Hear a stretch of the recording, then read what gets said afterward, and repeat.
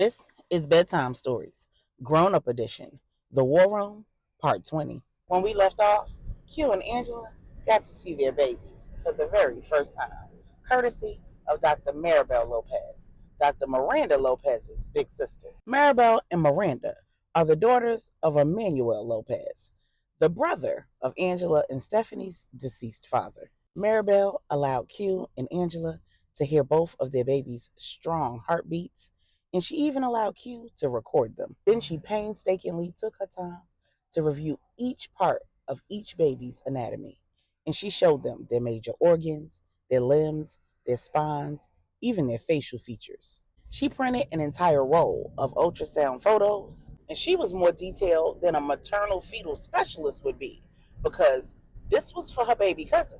When she was done doing a full examination on Angela, which included a vaginal exam and labs, it was after 11 p.m. Maribel looked at the couple and said, "Look, I can't in good conscience give you all the go-ahead to leave in the morning. Not until I've had a chance to review those labs." Angela said, "But I thought you said my urine was clean and my blood pressure is stable." Dr. Maribel said, "Yes, that's true. But the blood work will give me more information about your iron, your blood sugars, antigens, protein, and those are all things that I need to know before you get on a plane, commercial or otherwise." Q asked, "Can you have those results by the morning? It's almost midnight." Maribel said, "My papi has a relationship with the director of the lab that I use, so he won't have a problem calling him and getting him out of bed, and he won't have a problem waking somebody up to put a rush on those labs." Q said, "Okay, cool. Well, we'll wait for the all clear." Then Angela said, "If I can't travel tomorrow because of health concerns, then I won't be able to travel at all until I have these babies." Q looked at Maribel, and Maribel just raised an eyebrow. Angela said, "That is not an option. Mom Brenda needs me. She's been like a second mother to me for the last 20 years, even more so since I lost my own mother. She is fighting for her life in Dallas, and I need to be there. I need to get off this island. It's beautiful and I love it, no offense, but I need to go home." Hugh said, "Love, God did this, so he knows what he's doing. He knows what you and our babies need. Let's leave it in his hands and wait for the labs to come back in the morning." Thank you so much, Dr. Lopez. I truly appreciate you taking the time to do this for us.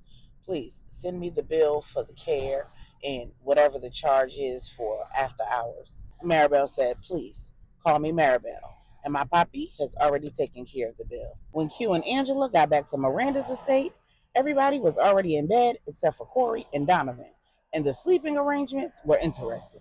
Miranda certainly had enough room for each person, even the children, to have their own bedroom. But Michael and Angel decided they'd sleep together. Donovan decided that baby Chance would sleep with him. And Melissa had made herself comfortable in the bed in the room designated for Steph and Corey. Q said, "I'll go get Melissa out of your bed, man." Corey said, "Nah, she's fine. I'm going to be up for a while praying anyway. Plus, you don't even know the half of the fight we had to go through to get her to even do that." Angela said, "Oh, I can imagine." Donovan said, "She tried to stay up and wait for y'all to come back. She only agreed to lay down with Steph because Steph said she let her read to the baby." Angela laughed and said, "Oh." Then Donovan asked, "So how did it all go?" Q smiled from ear to ear and said, "Man, I got another soldier and a princess on the way. And they're the most beautiful unborn babies I've ever seen. Want to see?" And then he pulled out the long roll of ultrasound pictures. Donovan said, "Man, I don't want to look at your alien x-rays. Those things scare the hell out of me. I'll take your word for it, though." Corey laughed and said, "What is wrong with you, Donovan?" "Let me see him, Q." While Q showed Corey the pictures, Angela went to check on her children. When she got to the room that Stephanie and Melissa were in, Stephanie was awake. Stephanie slipped out of the bed, and her and Angela stepped into the hallway, and the two ladies went into the room that Angela and Q would be sharing. And Angela said, "Steph, you're never going to believe this. I'm having twins, a boy and a girl." Stephanie squealed and said, "Double for your trouble." "I am so happy for you, big sis. Now, what did the doctor say about you leaving tomorrow?" When Angela filled Stephanie in, Stephanie asked, "What you gonna do, sis? Because Q is not gonna let you get on that plane if the doctor says no." Angela said, "If Q won't fly me home, then I'll be on that private jet with y'all." I wasn't there when mommy died. I didn't even make her funeral in person. I'm not going to miss what could possibly be Mom Brenda's last days on earth. I don't know if I can do that again. At that moment, Q walked into the room and said, if the answer is no, then the answer is no. And we'll all stay on this island if we have to. Stephanie went ahead and excused herself from the room because one thing she knew about her sister is that she was pretty easygoing, but no was her least favorite word. When Stephanie exited stage left, Q locked the door behind her, and Angela geared up for a rumble in the jungle because her mind was made up and she wasn't giving in on this one. Angela said, Q, I need to be with Mom Brenda. Q took off his shoes and sat them to the side. The children need to be with their Nana. Q took off his socks and sat them in the sitting chair. She needs to hear our voices and know that we're there with her. Q took off his belt and placed it on the sitting chair. We may be just what she needs to continue fighting, and I am going to give her a fighting chance.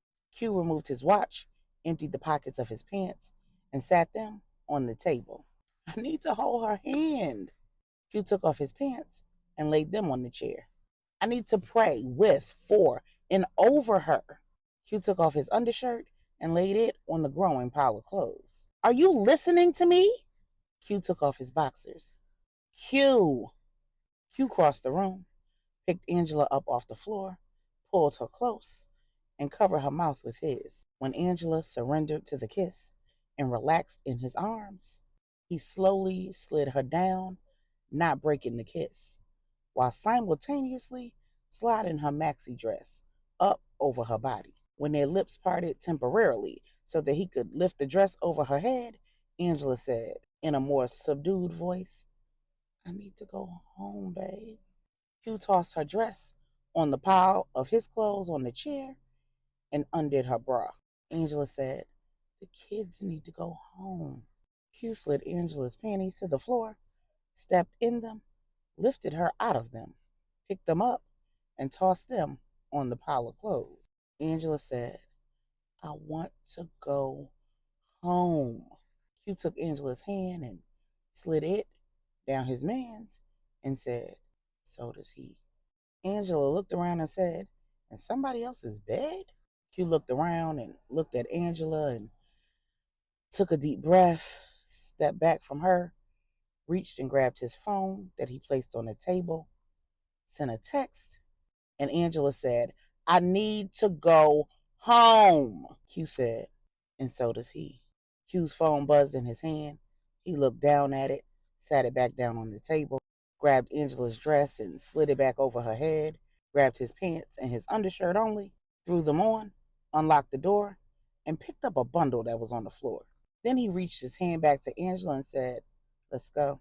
Angela was about to ask where, but the look on Q's face told her that there was no talking until he got what he needed. Her husband had gone about as long as he was willing to without being home. When Q walked Angela to the back door, a security guard was standing there.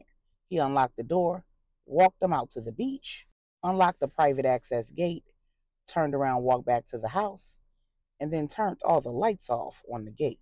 Q walked Angela over to the covered cabana, opened one of the huge blankets that he'd carried with them outside, and laid it on one of the chaise lounges. With the lights out on the gate, the only illumination for miles was the light emitting from the moon. Q removed his pants and undershirt again and slid Angela's maxi dress over her head again. Then easing her down to the lounge chair, he asked, can I taste you? Then Angela said, and Q devoured her lips and kissed down her neck to her pillows and to her belly. Then he kissed her growing baby bump. Then he got on his knees, slid his arms under her thighs, and pulled her to him till his face was buried in her middle. And then he feasted on his wife until she was clawing his back and his face was drenched. He picked her up from the lounger, wrapped her legs around his waist, sat down on the lounger, slid his arms under her legs, and slowly slid her down on his man's.